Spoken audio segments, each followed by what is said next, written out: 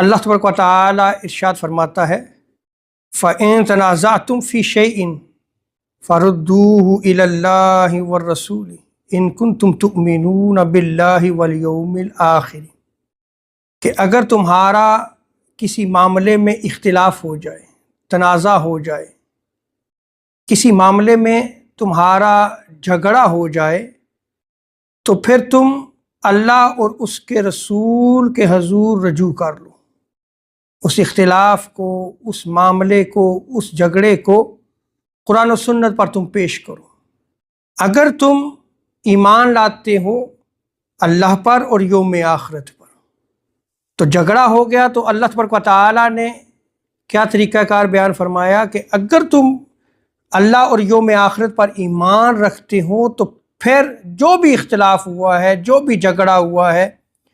اس کو اللہ اور اس کے رسول کی طرف لٹا دو، یعنی قرآن اور سنت کی طرف لٹا دو۔ امام نووی نے ریاض الصالحین میں اس کو نقل کیا ہے۔ آپ بیان فرماتے ہیں معناہ الی الکتاب والسنہ، یہ جو اللہ تبارک و تعالیٰ نے ارشاد فرمایا ہے کہ اگر تمہارے درمیان جھگڑا ہو جائے، اختلاف ہو جائے، تو تم اس کو لٹا دو اللہ اور اس کے رسول کی طرف، رجوع کر لو اللہ اور اس کے رسول کی طرف۔ اس کا معنی یہ ہے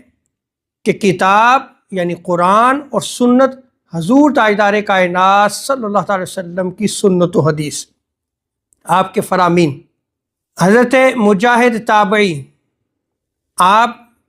اس آیت کریمہ فَإِن تَنَازَعْتُمْ فِي شَيْءٍ فَرُدُّوهُ إِلَى اللَّهِ وَالرَّسُولِ کی تفسیر میں فرماتے ہیں کہ اگر تمہارا کسی معاملے میں اختلاف ہو گیا ہے، جھگڑا ہو گیا ہے،